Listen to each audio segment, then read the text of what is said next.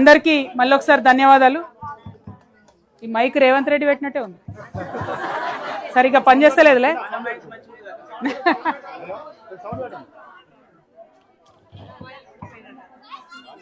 జై తెలంగాణ.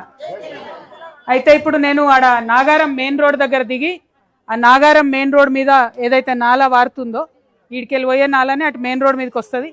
ఆ నాలాను చూసుకుంటా మళ్ళీ మన గల్లీలోకి వచ్చిన.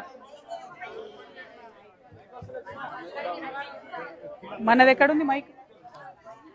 జై తెలంగాణ, జై తెలంగాణ.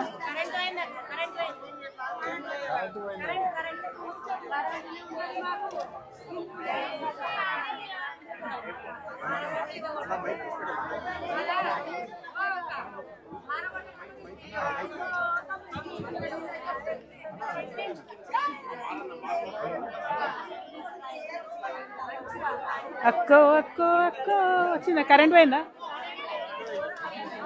అయితే ఇవాళ నేను నాగారం దగ్గర దిగి ఆ కాల్వ చూసుకొని నాగారం నుంచి ఇటు దమ్మాయిగూడకు లోపలికి వచ్చిన. మరి దమ్మాయిగూడలో కూడా నాలా పరిస్థితి ఇంకా కూడా అట్లే ఉంది. అంటే చాలా ఏండ్ల కింద ఇక్కడ మా మేనమామ ఉంటుండే దమ్మాయిగూడలో, నేను కూడా అప్పుడు వచ్చి చూసిన. అప్పుడు ఎట్లుందో ఇప్పటికి కూడా అట్లే ఉంది పరిస్థితి, ఏమీ మారలేదు, అన్నీ అట్లనే ఉన్నాయి. అంటే తెలంగాణ వచ్చినాక పరిస్థితి మారుతా అనుకున్నాం, మారలే. మనం 10 ఏళ్ళు బీఆర్ఎస్ గవర్నమెంట్ ఉంది, మారలే. 2 ఏళ్ళు కాంగ్రెస్ గవర్నమెంట్ ఉంది, అయినా మారలే. అందరం మాత్రం ఎక్కడ ఉన్న వాళ్ళం అక్కడనే ఉన్నాం, ఎక్కడ గుడిసె అక్కడనే ఉంది, ఎక్కడ కైకిలు చేసుకుంటే వాళ్ళం అక్కడనే కైకిలు చేసుకుంటున్నాం, ఎక్కడ వాళ్ళం అక్కడే ఉన్నాం. ఆ పరిస్థితి మారాలి అని ఒక ఆలోచనతో నేను ముందటికి వచ్చి, మరి ఆ పరిస్థితి మారాలంటే ఏం చేయాలి అంటే అన్ని రకాలుగా మార్పు రావాలి అని నేను జర గట్టిగా మాట్లాడినా. మన ఆడోళ్ళది ఏముంటుంది, మనసులో ఏది ఉంటుంది గట్టిగా అడుగుతాం. గట్టిగా అడిగే వరకు ఏం చేసిరంటే బీఆర్ఎస్ పార్టీ నుండి కేసీఆర్ సారు నన్ను సస్పెండ్ చేసిరు. మీకు ఆ ముచ్చట తెలవాలి, ఎందుకంటే నేను బీఆర్ఎస్తో కలిసి ఉన్నా అనుకుంటారు కదా. నేను బీఆర్ఎస్ నుంచి రాలేదు, తెలంగాణ జాగృతి అని 19 ఏళ్ళకెళ్ళి మీ అందరికీ తెలుసు, తెలంగాణ అంతా బొడ్డెమ్మలు ఎత్తుకొని బోనాలు ఎత్తుకొని తిరిగినా నేను. ఎందుకంటే మన రాష్ట్రం మనకు కావాలి అనుకున్నప్పుడు మొత్తం అంతటా తిరిగిన. ఆ తిరిగి తిరిగి తెలంగాణ తెచ్చుకున్నాక కూడా అన్నీ జరగలే పనులు. కొన్ని అయినాయి, కొంతమందికి పింఛన్లు వచ్చినాయి, కొంతమందికి ఇండ్లు వచ్చినాయి. కానీ ఇంకా రానోళ్ళు అంతకన్నా ఎక్కువనే ఉన్నారు, రావాల్సిన వాళ్ళు అంతకన్నా ఎక్కువ మందే ఉన్నారు. వాళ్ళందరి కోసం కూడా పనిచేయాల్సిన అవసరం ఉన్నది. అదే మాట నేను గట్టిగా చెప్పినా, చెప్పుడుతోనే కోపం వచ్చింది, నన్ను తీసి బయట వారేసారు. అయితే ఇక్కడ మా ఆడబిడ్డలు ఉన్నారు కాబట్టి నేను మిమ్మల్ని అడుగుతున్నా, మన ఆడవాళ్ళకు ఓపిక ఎక్కువ ఉంటుంది, కానీ అట్లనే కోపం కూడా ఎక్కువనే ఉంటుంది, అన్నిటికన్నా రేషం ఎక్కువ ఉంటుంది. మన తప్పు లేకుండా మనల్ని తీసేసినప్పుడు నేను కూడా ఆలోచన చేసుకున్నా, మరి ఏం చేయాలి, మరి ఇట్లా తీసేసిరి, మరి ఇక నేను బంద్ పెట్టుకొని ఇంట్లో ఉండాలనా, లేకపోతే 20 ఏళ్ళు ఏదైతే ప్రజల కోసం సేవ చేసినో అదే కంటిన్యూ చేయాలనా అని ఆలోచన చేసుకున్నాను. నేను 10 మందిని అడిగిన, అందరు ఒకటే మాట చెప్పారు, కష్టం వచ్చిందని మీలాంటి వాళ్ళు ఆగిపోతే ఎట్లా, ఖచ్చితంగా బయటనే ఉండాలి, ప్రజల సమస్యల మీద అడగాలి అని చెప్పారు. అడగాలనా, ఇంట్లో ఉండాలనా? అడగాలనే బయటకు వచ్చిన. ఇవాళ నేను చేసేది ఒకటే, నాకు అధికారం లేదు ఇవాళ, నేను బీఆర్ఎస్ పార్టీతో కూడా లేను, కానీ మీ తరఫున ప్రతి సమస్య అడుగుదామని ఒక్క దమ్మాయిగూడెం కాదు తెలంగాణ అంతా తిరుగుతున్నా. తెలంగాణలో ఇప్పటికి 12 జిల్లాలు తిరిగిన. ఆ 12 జిల్లాలలో అనేక సమస్యల మీద మాట్లాడిన సమస్యలలో కదులుతున్నాయి, ముందట్టుకోతున్నాయి. ఖచ్చితంగా అధికారులు వస్తున్నారు, చూస్తున్నారు, సమస్యలు పరిష్కారం అవుతున్నాయి. ఇక్కడనే కాదు, గొట్టు సమస్యలు 20 ఏళ్ళ నుంచి తీరని సమస్యలు కూడా మేము పోయి అడిగినాక తీరినాయి. అంటే మేము ఉట్టి అడిగి ఇడిచిపెట్టాం, మన ఆడవాళ్ళది ఎట్లుంటుంది అడిగి ఇడిచిపెట్టాం, దాన్ని ఎంట పడతాం అయ్యేదాకా. మగవాళ్ళేమో ఇట్లా మాట మాట్లాడతారు, మళ్ళీ పోతారు, వాళ్ళకి 100 పనులు ఉంటాయి. కానీ మనకు మనసులో ఏదైనా పడ్డదంటే అది అయ్యేదాకా ఇడిచిపెట్టాం.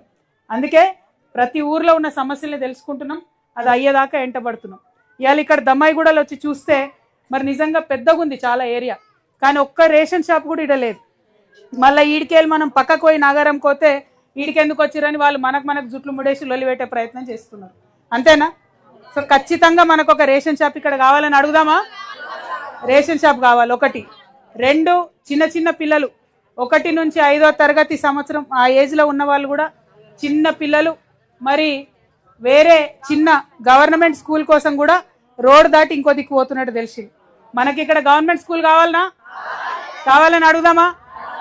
2వది అది.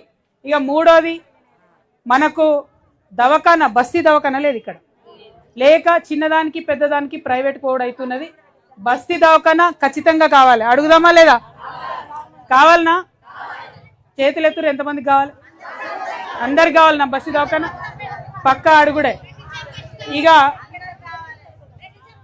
ఇక ఇంకొక ముఖ్యమైన విషయం కరెంటు ట్రాన్స్ఫార్మర్ పోతుంది మన మధ్యలోకి వెళ్ళి, కొన్ని ఇళ్లకు షాక్ కొట్టినట్టు అవుతుంది అంటున్నారు.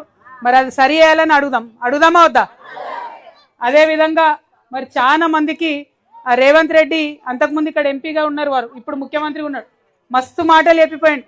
వచ్చి దమ్మాయి కూడా నాలా చూసి ఇగో ఈ నాలాల పందులు వరలకుండా వేస్తా, సాఫ్ చేస్తా, అద్దం లెక్క వేస్తా అని కొబ్బరికాయ కూడా కొట్టిపోయింది. ఎన్ని అబద్ధాలు చూడు, మొదలు లేదు మోక్షం లేదు, కొబ్బరికాయ కొట్టిపోయింది అట. ఎంత అన్యాయం ఇది. అందుకే నేనేమంటున్నా అంటే ఆ నాలా సాఫ్ అయ్యేదాకా ఖచ్చితంగా ఎంట పడదాం. ఎందుకంటే ఆరోగ్యం పాడైతుంది, ఇండ్లు పాడైతున్నాయి, భూమి పాడైతుంది, దోమలు, మంచినీళ్ళు లేని పరిస్థితి చాలా భయంకరంగా ఉంది. 6 గంటలు దాటితే అన్నం తినాలంటే దర్వాజాలు పెట్టుకోవాల్సిందేనటగా, అట్లే ఉందా పరిస్థితి. అయితే నాలా క్లీన్ చేయాలి, లేకపోతే రేవంత్ రెడ్డి వచ్చి ఇక్కడ ఉండాలి. ఏమంటారు? రెండిట్లో ఏదో ఒకటి చేయాలి, అంతేనా? మరి ఉట్టి మాటలు చెప్పి అవతల పడితే ఊరుకుంటామా? ఊరుకోవద్దు. ఇక నేను అట్లా తిడితే బాగుండదు. కానీ రేవంత్ రెడ్డి పెన్షన్ కూడా పెంచుతా అన్నాడు.